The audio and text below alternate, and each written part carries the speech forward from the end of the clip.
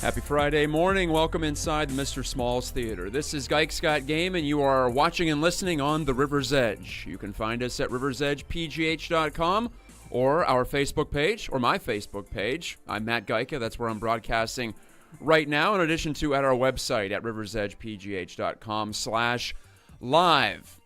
Coming up on the show today, a lot of hockey talk, as you might imagine, with the Stanley Cup playoffs first round maybe past the midway point already. It's been actually a lopsided first round in a lot of ways, with the exception of a couple of series.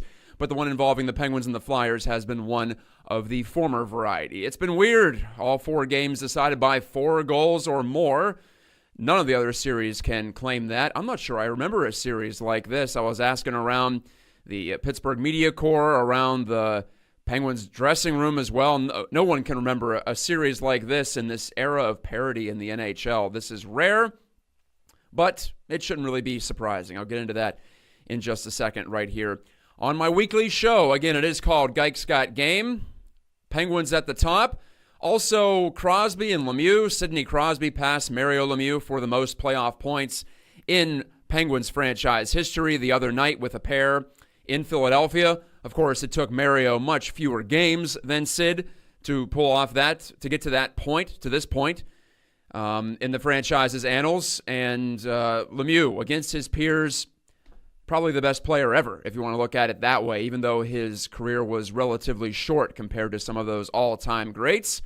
But I said something regarding Crosby and Lemieux this week on Twitter that all of a sudden became controversial, and I don't really understand why. I guess I'll try to understand that. That's coming up in the second segment. Also later in the hour, 10:40 to be exact, Anthony Meier, the Director of Media Relations for the Pittsburgh Riverhounds Soccer Club. They're off to an undefeated start. They haven't been scored upon in 4 matches. And of course, as you know, if you're a longtime watcher or listener to this show, I do their play-by-play on now ESPN+, used to be on YouTube, as well as Pittsburgh CW. So they'll be facing a big challenge, will the Hounds, this weekend, tomorrow, out in Cincinnati against FC Cincinnati, one of the favorites in the United Soccer League.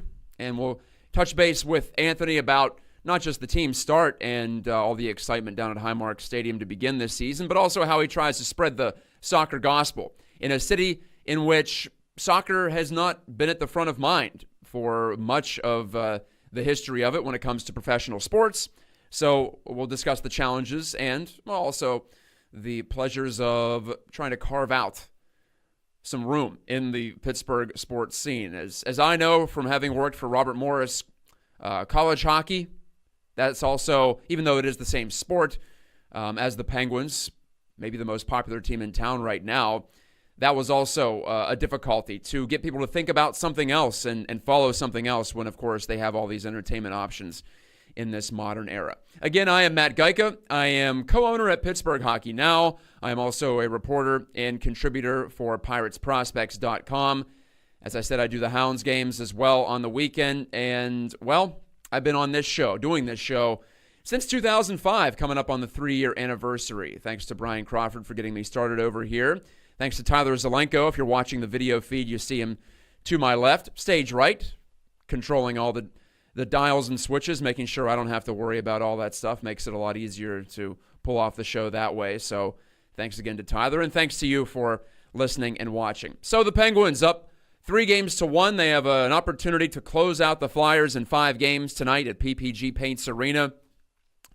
And I'm not surprised at all by anything I've seen in this series. I came in thinking the Flyers had the deficit in depth. The Flyers had the deficit in experience. The Flyers had the deficit in also goaltending. Even though Matt Murray didn't have his best season, I believe that Murray, along with the team, could summon his best play in the playoffs. And we saw that right away. I actually thought it would take a game or two, and I think I said this last week that I believed the Flyers would take one of the first 2 games at PPG Paints because the Penguins hadn't really been playing playoff intensity hockey, much like the Flyers had, because they were a little more, well, they're new to this whole scene. First of all, many of their players are. And second of all, they had to scratch a little bit more. They had to claw a little bit more. They had to prove themselves more this season as opposed to the Penguins who were just trying to get in. So I didn't think we'd see the Penguins engaged and ready to go from the drop of the puck, but as I discussed last week, They were, and I'm actually surprised that the Flyers won even one game. This thing could be over, much like it is in a couple of other series out west, with Vegas sweeping LA and also with the San Jose Sharks through to the second round too. And we have either a sweep or a 3-1 lead in 6 of the 8 series going on right now in the first round. A lot of times the first round has been very competitive. We've seen plenty of game 6s and 7s. But you know what? I don't mind if the better teams are going to take care of business in the first round, if that means better and more competitive matchups later in the playoffs. So often in the Stanley Cup tournament, it peaks early because we see all these teams beat each other up in the first round when everyone has their adrenaline at the high mark. And these new teams, these new characters and squads are so desperate to prove themselves. And then that peters out after a while. Maybe there are a couple of upsets and teams that got through maybe shouldn't have gotten through. Maybe they weren't the best team, as it turns out, in the first round, but they got a little lucky or they just came through in some key spots. And I'm not taking anything away from them, but I would always rather see the big boys collide later on. So even though this playoff format isn't really conducive to that, as we saw last year, the Penguins and the Blue Jackets were the first 2 teams with top 4 records in the NHL to ever play in the first round of the Stanley Cup playoffs. That's not good. We don't want to see that. At least I don't. I want to see them play with more at stake later in the tournament. So if it does end up being, say, Penguins, Blue Jackets in the second round, for me that's better than the first round. If it ends up being Winnipeg and Nashville in the second round, well, that's not ideal. I think they're the 2 best teams in the West, but it would be better than if they played this round. So overall, not too upset about the blowout nature of this first round, and certainly not for the Penguins. I felt like they were the better team, and they should win. And if the Penguins do win this series, that would put them on level par with the last team in NHL history that tried to win 3 consecutive Stanley Cups. That was the Detroit Red Wings of the 1998-99 season. They won in 97, did the Wings. They won in 98, and they made it to the second round in 1999 before losing out to the eventual Stanley Cup champion Dallas Stars. And yes, it has been that long. Many of you watching or listening right now probably don't even remember that particular Stanley Cup final or that particular Stanley Cup playoff year. I do, although it was right at the start of my hockey fandom. And I remember it was such a big deal to see the Wings lose because, well, when you win 8 consecutive playoff series, actually make it 9 as they got past the first round, there starts to be an aura of invincibility. And not that the Penguins are quite there yet, but the one thing that I have been impressed by is how they've been able to establish themselves and keep the Flyers from really creeping back into any of these games in which the Penguins have jumped out to these big leads. I'm not saying there haven't been pivotal points early. Matt Murray's spectacular save on Scott Laughton in Game 1 stands out if he scores there. If Laughton scores in that moment right in front and Murray doesn't dive to stop it, then it's 1-1, and maybe things are a little bit different. I don't think so. I think the Penguins still end up running away with it, but it's a fun what-if game to play. In Game 3, Murray was strong. The Penguins barely held on in the first period. That was the Flyers' only period in which they controlled play throughout in the 12 that have been competed in this series. But the Penguins survived, and then they scored 3 in the second period. Actually, they scored the only goal that first period in Game 3, which had to really hurt Philly. And then Game 4, it was all Penguins for the most part in the first. They were jumping breakouts. They were reading plays. They were keeping the Flyers hemmed in. But Philly still had 1 or 2 decent looks. They had a breakaway early in the second that could have made it 2-1. They didn't score. So you're hearing a lot about Matt Murray making these key saves. And he has been spectacular in those big moments. And also, with the exception of a couple of squeaky ones that got through in Game 2, he's been really, really good throughout. So Murray providing the foundation and the Penguins' offensive might and offensive depth just controlling play and making it really difficult for the Flyers to get back into it. And if you watch Game 4, it felt like a mid-January collision. By the time we got to the third period, even middle of the second, it felt like the Flyers were just trying to get out of it and regroup for Game 5, which they will have a chance to. It's not over, obviously, but this is what a Stanley Cup champion looks like. And it does remind me, like I was talking about with the Red Wings of 97 and 98. You never felt like they were going to lose. It just became a fact of the matter that they were going to play their best in the big spots, and they were going to be more consistent, and you had to essentially play perfect to beat them. It'll be a better matchup for a competitive series next round, assuming the Penguins do get through. Overall, though, I'm okay. I'm satisfied to see the better team win. And so often in sports, I think we get it confused. We think that we want competitive games and competitive series.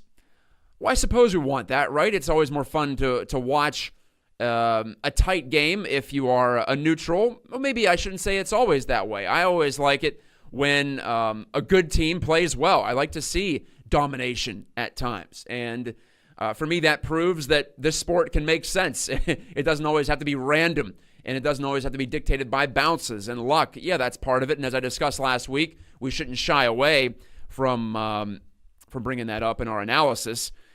However, you want it to make sense more often than not, right? Or else, what are we even doing here? Is it just a roll of the dice? Are we just playing craps, to use the gambling reference, which seems appropriate considering how Vegas moved on in the first round? I always feel like a hack whenever I bring that stuff up when I'm talking about the Golden Knights, and it's crept into the lexicon a little bit more this year because of how well that they have played. So I look forward to the second round. I'm ready for this round to be over, and we'll see if the Flyers have other plans.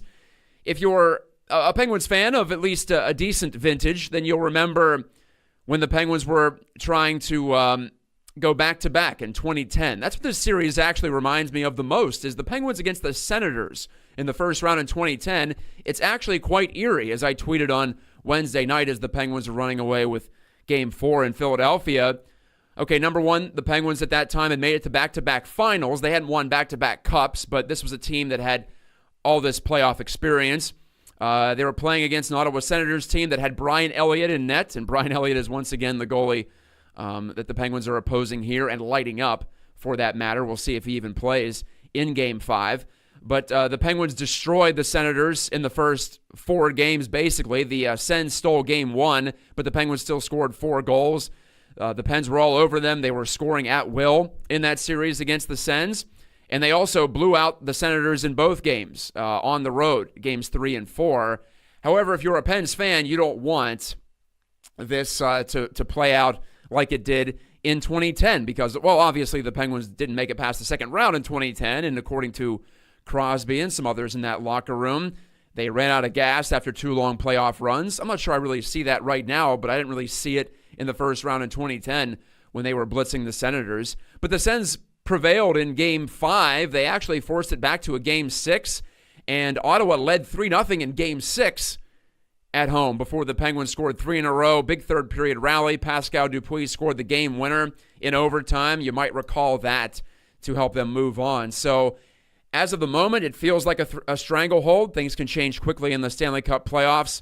I don't see it necessarily this time, but I think it's important more for the Penguins players themselves, and they talked about this yesterday after practice, but to realize that just because these games have been blowouts, and even in Game 2, I thought they had the better of it despite their loss, they can't expect that to continue. And eventually there's going to be a close game. It's just hockey. That's how it goes. So if I had to bet, I'd say tonight in Game 5 will be a tight one, and the Penguins will have to be a little more patient and not expect to run away with it in the early going.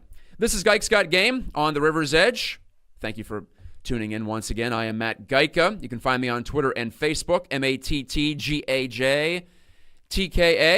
Coming up after this break, I tweeted about Crosby and Lemieux this week and how I thought one was definitely better than the other in one area and one was definitely better than the other in a different area. And they each have an edge in one spot over the other.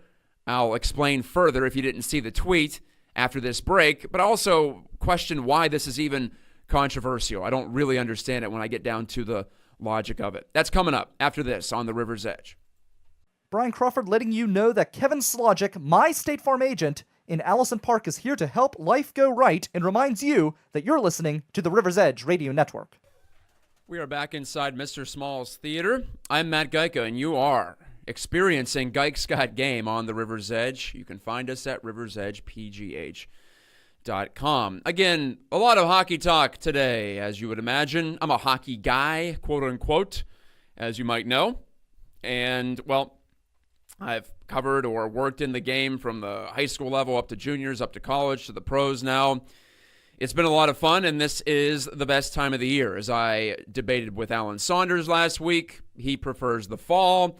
Well, I prefer the springtime. I like it right now. And, well, the sun is out. It appears that winter's last gasp is over. And, yeah, we can settle in, watching some hockey, watching some baseball as well. And I'll get to the Pirates a little bit later. In fact, a controversial moment, I thought, in as far as early season baseball goes, occurred over the weekend down in Miami for the Pirates. I wrote something about it for Pirates Prospects, and we'll see if I have some opportunities to get to that in a little bit here on the show. But as for right now, it's all hockey talk, and, well, I got into some hot water with some people on Twitter yesterday. It was one of those caffeine-fueled tweets where I'm like, this is definitely brilliant to tweet about, where I basically said, well, I'll read the tweet to you. Is Sidney Crosby better at hockey than Mario Lemieux was? Probably. Is Crosby better relative to his peers than Lemieux was? No, and that's really the only fair comparison. For me, I thought I was standing up for Mario there. I don't feel like it's a debate. Well, before I get into that, I should explain why we're talking Mario versus Sid in this situation. Because Crosby just passed Mario Lemieux for the most points in Penguins playoff history. Crosby now has 173.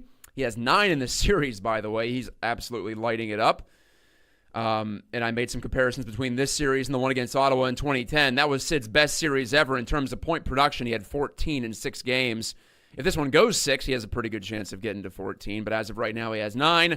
173 for Sid in 152 NHL playoff games in this era. That's dynamic. That's incredible. That's as good as it gets.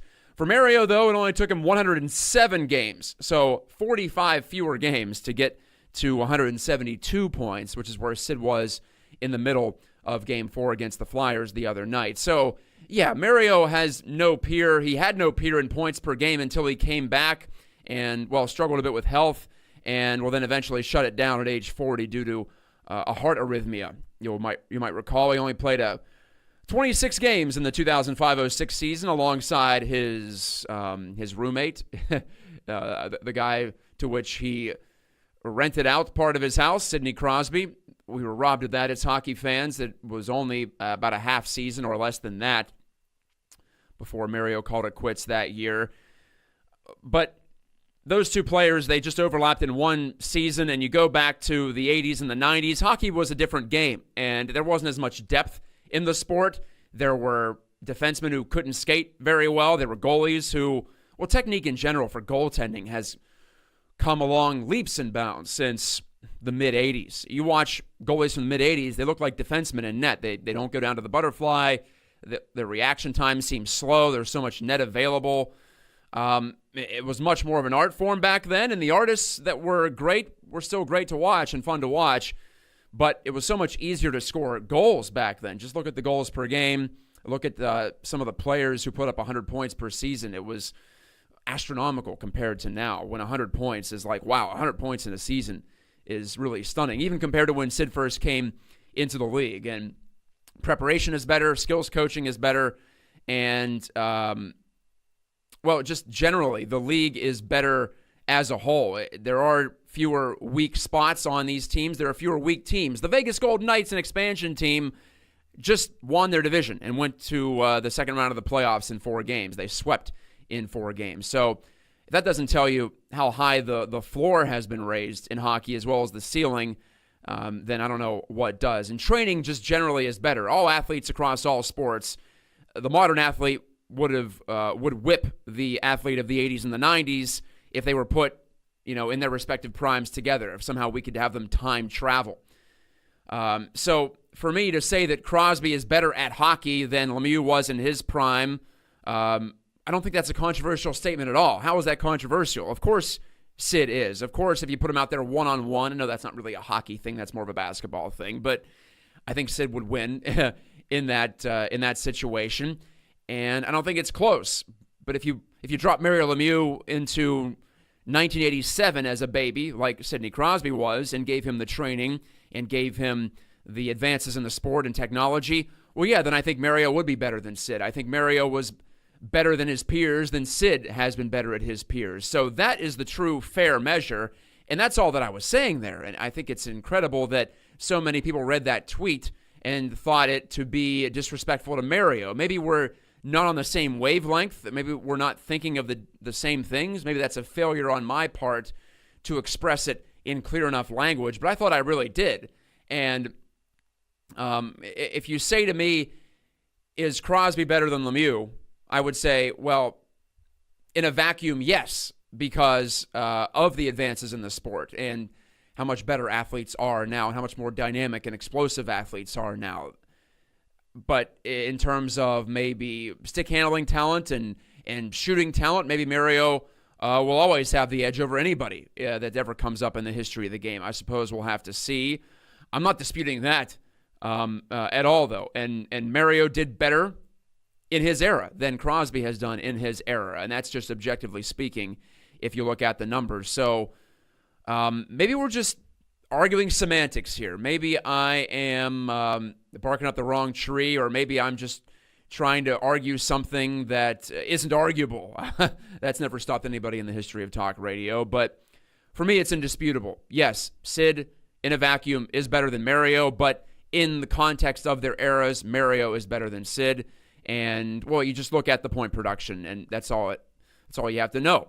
Mario in his prime was averaging more than 2 points per game. Yes, it was easier to score, but he was even ahead of Gretzky in that way. So, as I mentioned, Mario fell back and I guess got on level terms with Wayne Gretzky in that way because Wayne wasn't injured as much and he played longer, and so he had more of his decline in which he was on the ice.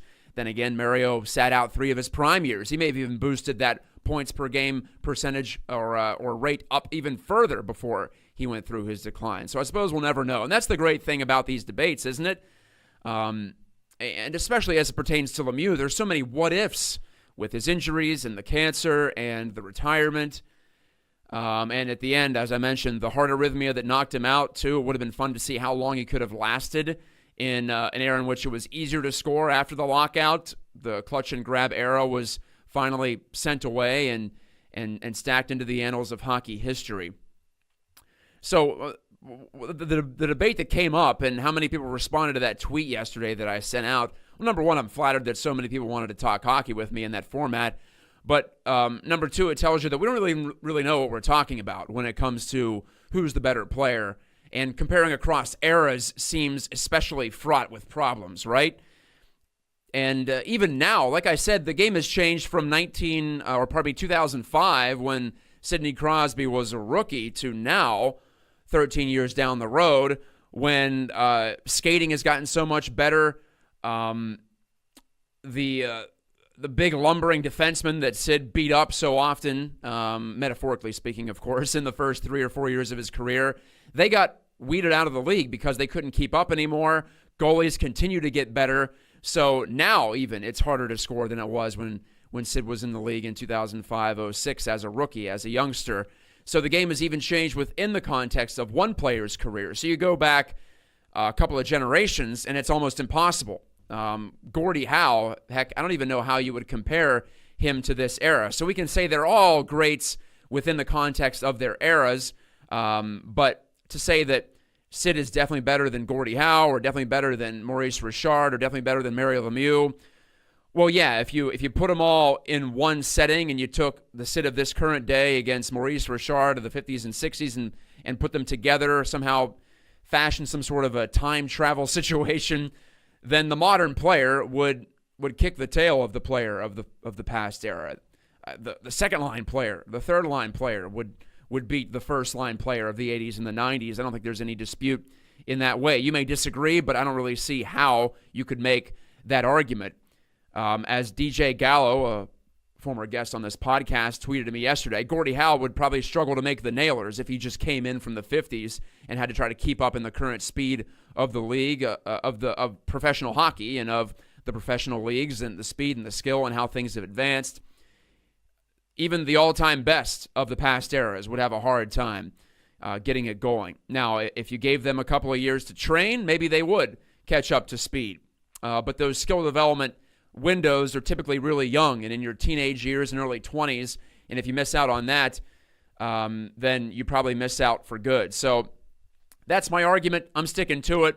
I don't think there's any dispute that that Mario was better than Sid in his era, and Crosby is just generally better than Lemieux in a vacuum. You can dispute that. Talk to me on Facebook, on Twitter. I'm sure you will continue to do so on Twitter if you did see that tweet. That seemed to be one of the more controversial ones that I've ever fired out there. And, of course, everyone's engaged with hockey, and we're all talking about where these players stack up. That's fun, but also in many ways impossible to really adjust for era. This is Gike's Got Game on the River's Edge. We'll talk a little baseball and some soccer when I come back from the break. Pirates and Riverhounds on tap on Gike's Got Game. Hi, this is Zanetta. And I'm Shane. And we're here to talk about the Wilkins Block Party. The Wilkins Block Party is a local music and arts festival featuring live music and art, food trucks, and tons of fun activities. This year's festival will be thrown for the benefit of One Hood Media, whose mission is to encourage activism through the arts. We will have a ton of awesome bands there this year, including Jasiri X and Beauty Slap, and it is going to be held on April 21st at 1 p.m. at Veterans Pavilion in Shenley Park. See you at the Block Party! Welcome back inside Mr. Small's Theater. Thank you for patronizing the River's Edge. You hear all the local music. I know many of you have reached out to me to ask, well, who is that band? Who is this artist that's performing, or that you hear in the interstitials, as we call them in the business, between the between the segments on Gike's Got Game. You can find all that information at riversedgepgh.com. And again, we will be one of the presenting sponsors of the Millvale Music Festival coming up next month. Brian Crawford of River Talk fame on this network will be conducting several interviews with the artists who will be performing at the Millvale Music Fest. And of course, we do pride ourselves in being a big part of the Millvale community and trying to keep things vibrant and pushing things along. So, yes, please do visit our website and get more information on the annual Millvale Music Fest. It gets bigger and bigger every year. We've been talking hockey for the opening, half an hour plus of Gike's Got Game this week, and I talked Crosby and Lemieux and, all that fun sports radio debate stuff. I don't typically dig into that sort of thing where you can't really, how can you really compare guys from different eras, athletes from different eras? I think it's almost impossible. But I tried, and I tried to make some logical sense of it. Some of you may disagree, but oh well, we'll move on from there. Let's talk some baseball quickly, as I have an opportunity here via my platform at piratesprospects.com.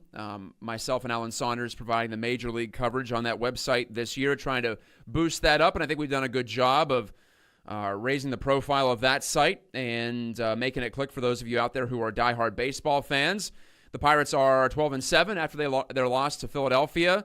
Yes, Pittsburgh, Philadelphia in two different sports this weekend, but the Pirates will have a chance to even that series tonight out at Citizens Bank Park. At the same time, the Penguins try to close out the Flyers at PPG Paints Arena right here in Pittsburgh. But there was a controversial moment, as sometimes happens in the world of sports, last weekend regarding the Pirates and the Marlins. Josh Harrison, the Pirates leadoff man and all-around CEO, as Clint Hurdle has called him, the chief energy officer. I enjoyed that. But Josh Harrison had his fifth metacarpal, his the bone that leads into the pinky finger on his left hand, broken by a hit by pitch, the same part of his hand that was beat up and broken in September of last year. So a really tough break, no pun intended there, for Harrison, who was off to a nice start, who's really been good over the past 1+ seasons. He's looked like his all-star self from 2014 and the first start of 2015. So Josh has been producing at a level commensurate with his pay there and with the stature that he does have on the team at age 30. But Josh was very frustrated with the situation. Jose Urena of the Miami Marlins was the one who broke his hand this time. Last time out, it was Tyler Mahle of the Reds. And Harrison said, and I quote, "Guys are throwing harder around baseball, but they're more throwers than pitchers. Guys are throwing it, but they don't know where it's going." I think that's got to be taken into account. He also put the onus on catchers to say that if their pitchers can't command the ball inside, then catchers shouldn't call it up and in. You can call it in, but if you call it up and in, said Harrison, then something like this could happen. Like I said, I don't wish this on anybody, but I got a family, I got kids. I want to play this game as long as possible.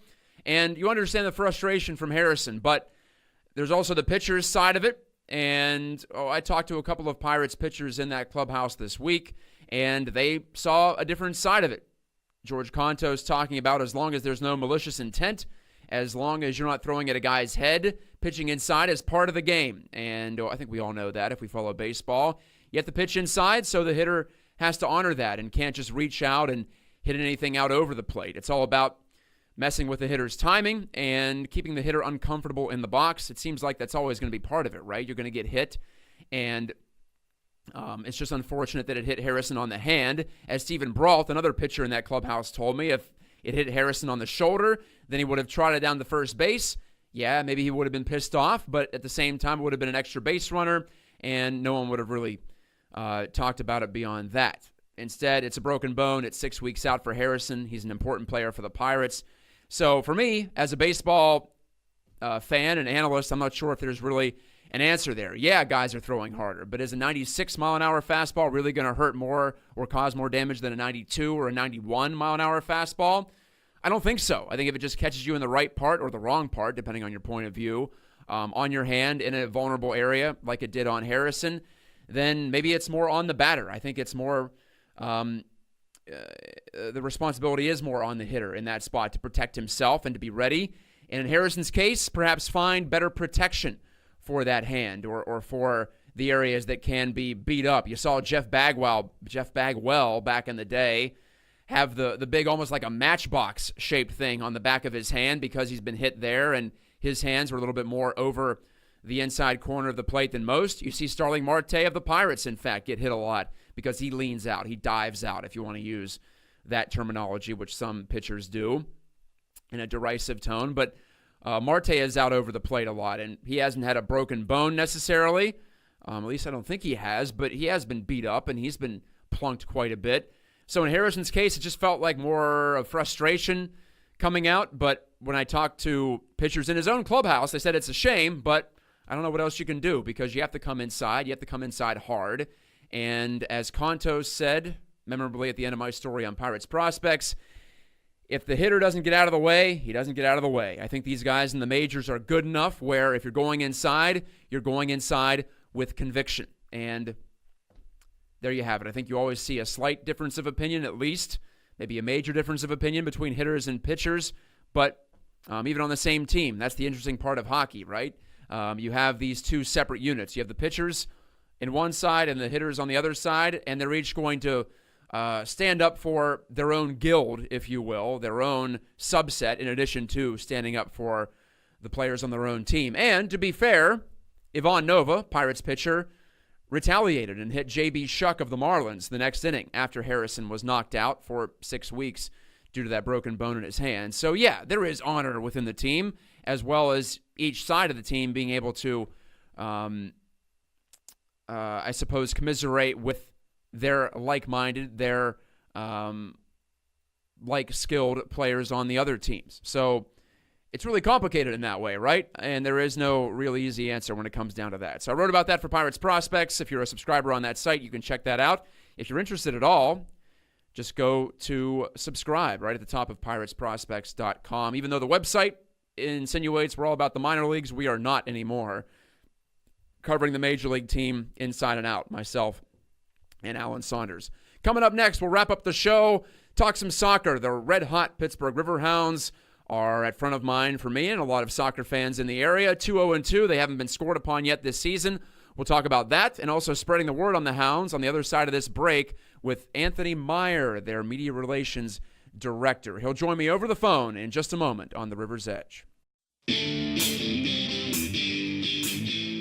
it's Mike Sasson. Guess what? You used to love us at 10. You're going to love us even more at 9. It's me. It's Alex. It's funniness. It's guests. It's all sorts of me yelling into microphones only 1 hour earlier. It's exactly what you need at 9 o'clock. It's like a shot of adrenaline. The Mike Sasson Show, now starting at 9 o'clock on Tuesday on the River's Edge, a new kind of radio. Back on the River's Edge, riversedgepgh.com, streaming on the audio side over there. As always, 24/7, local music, local talk, including this show every Friday from 10 to 11 a.m. Let's wrap it up with some soccer. We've talked hockey, we've talked baseball. The Pittsburgh Riverhounds, though, off to their best start in their modern era. We'll call it the USL era since they joined that league in 2011. Well, they've never done anything like this. 4 consecutive clean sheets. They haven't been scored upon in 4 matches to start the year. They've won their past 2, both at home.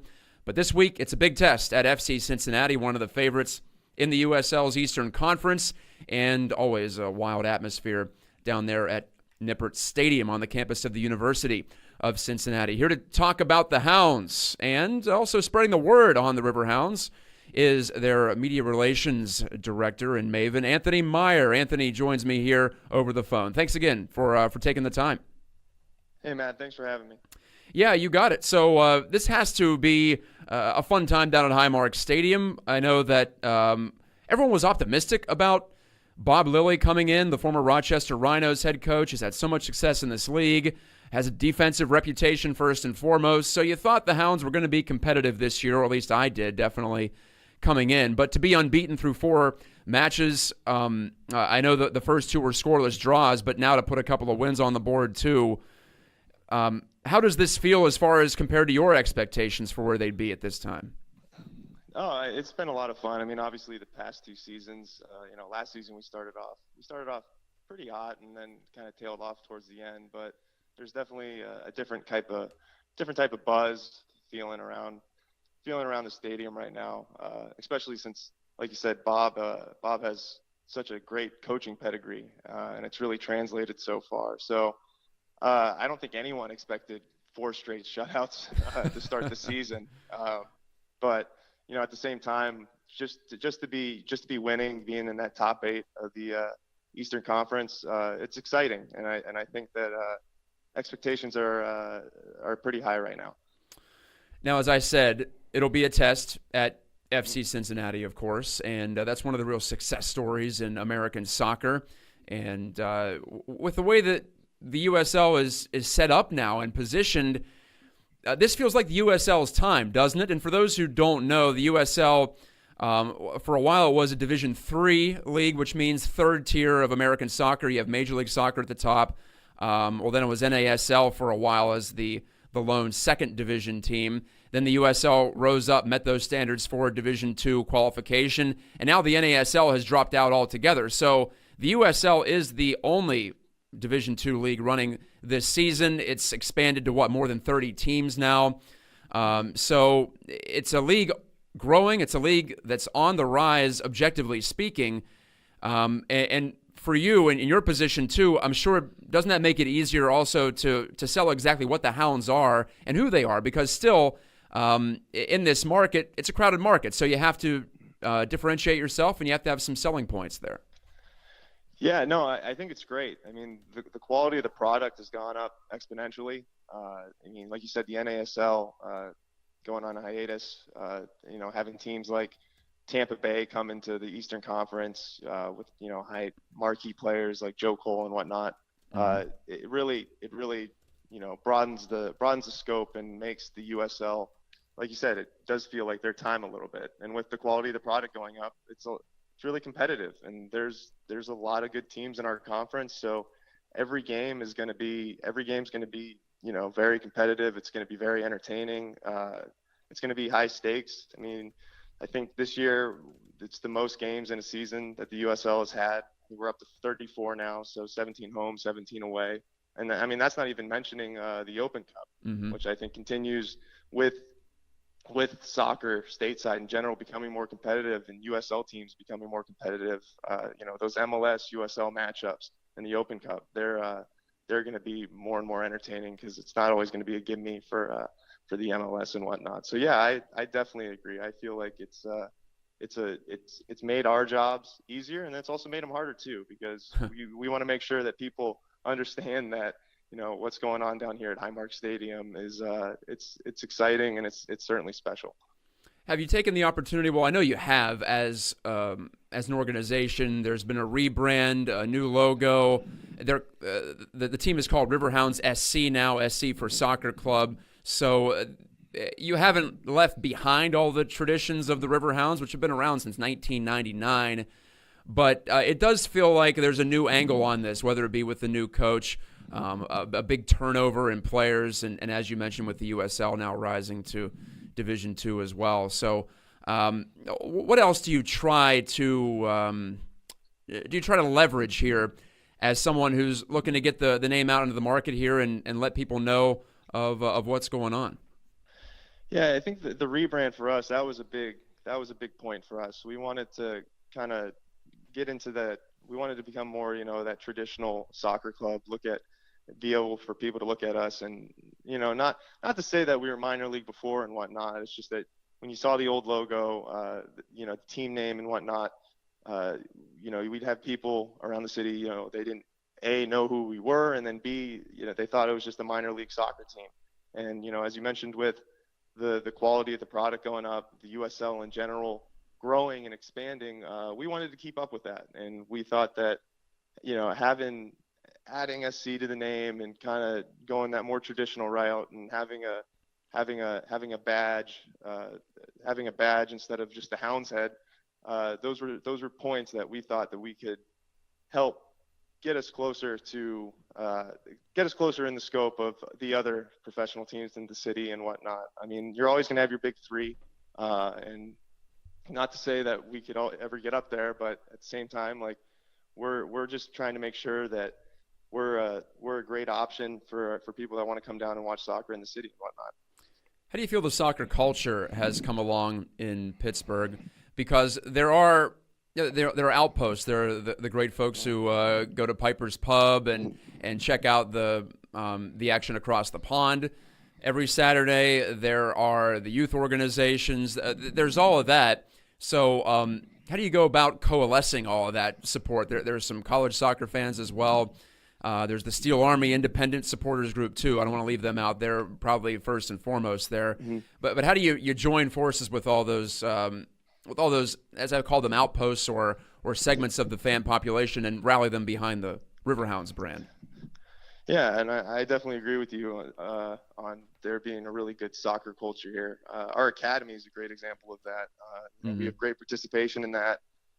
That's a great way for us to get in contact with those local youth soccer clubs and whatnot and really spread the word there. And we've had really good support on that end. And the Steel Army's been great. But yeah, from an overall sense, those groups at Pipers and whatnot, there's interest in soccer, and and that's primarily it's in those competitive leagues overseas and whatnot. And I think for us, I think the big thing is that winning would help, mm-hmm. and being competitive and whatnot. I think even if you just go back to 2015, there was really good buzz around this team just because they were entertaining, they were fun. We made the playoffs. Had that great U.S. Open Cup run. I think it's simple as that. You just have if you have a good season, if you have competitiveness, if you have a start like we're having in a big game against Cincinnati, which is Cincinnati Pittsburgh. You don't really need to understate that rivalry between the two cities and whatnot. There's natural ways that you can generate that buzz and people will start getting interested, especially when those summer months hit. And, we're a great option to come down and view on the weekends. Well, of course, I'm biased. I've done the broadcast since 2015. And you're right about 2015. That team scored a lot of goals. Kevin Kerr and Rob Vincent, that connection was dynamic the whole season. And you mentioned the playoff berth, too. And the U.S. Open Cup hosting D.C. United, that's more luck of the draw, or that's as much luck of the draw as it is advancing in U.S. Open Cup. And that's a separate competition from the USL regular season for those who don't know. And the Hounds will get going in that in just a couple of weeks in early May. So we'll see how that goes. You hope you can have something like that as a touchstone moment, but overall it's going to be based around the regular season schedule. So you said it. It's about winning. If you win, then people will show up and get excited about the team.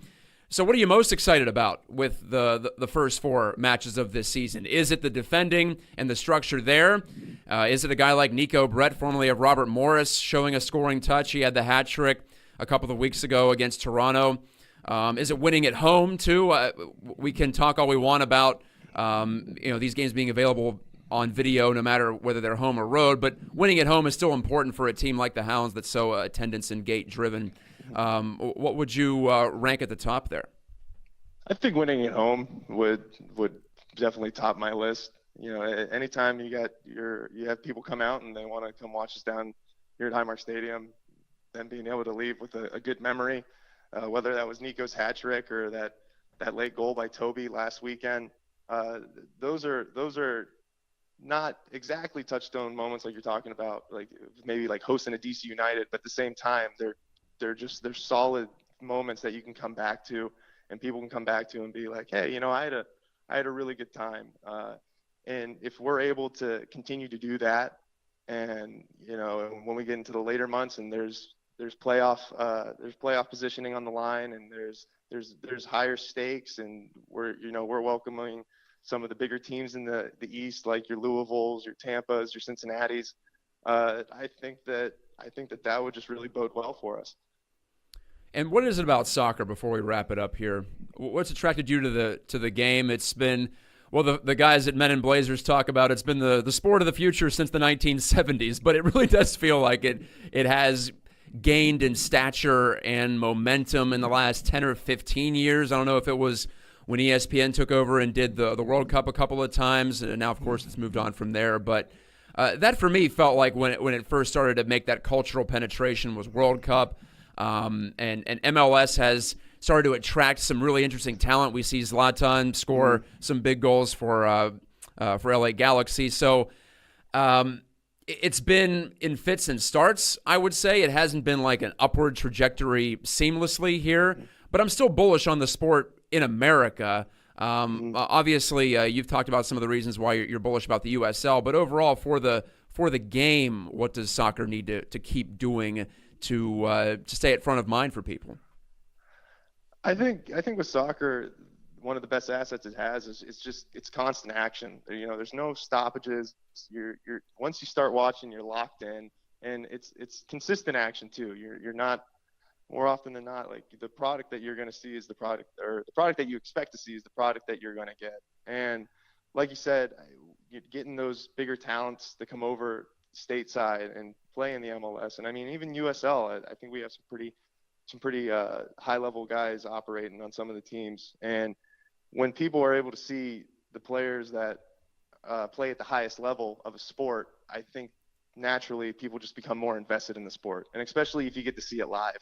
And for soccer and for the USL and for MLS and whatnot, as long as you continue to get those players that are playing at such a high level, and you have them on your side, and you're able to have people to come out and they're wanting to watch them, then I think that it naturally is just going to grow and continue to grow, because at its basis, soccer is just a great spectator sport, in my opinion. I agree with that wholeheartedly. And it's much like hockey in that way. When you see the whole playing surface, it changes your appreciation for the sport. And no offense, I think we have a great broadcast team, great camera folks and all of that at Highmark Stadium to bring the broadcast to you. But, yeah, I think you want to see it live to really gain an appreciation for how the 11 players on each side work together and all of that. So enough of my sales job. I think the product speaks for itself. It has been fun to be associated with the Riverhounds. My brother went to Riverhounds youth camps back in, it must have been 2000, 2001. So I have a connection with the franchise that goes a little bit deeper than most for those in this area at least. But once they got to Highmark Stadium, Anthony, it felt like they became different. They became more legit. Not that they weren't before, but now that they're right there on the south side at Station Square, this is season number 6, is it not, for Highmark Stadium? Yep, season number 6. Yeah, so they're more visible, and an opportunity, if they can string some wins together and some good results together like they have a real chance here to steal some eyeballs. So thanks again for joining me. And Anthony Meier, by the way, puts together the finest game notes in the USL, makes my job really easy. So you guys have stepped it up in your department over there. So thanks for that. It's those are legit. So you can find those on riverhounds.com if you're interested. Appreciate it. That's Anthony Meier, media relations for the Pittsburgh Riverhounds. Back home next week, next Saturday against Atlanta United 2. You can get tickets down there at the Highmark Stadium box office or go to riverhounds.com. This has been Gike's Got Game on the River's Edge. Talk to you next time. See you on the other side on Pittsburgh's new talk alternative. We'll call it that. The new kind of sports talk, at least, on my show, riversedgepgh.com.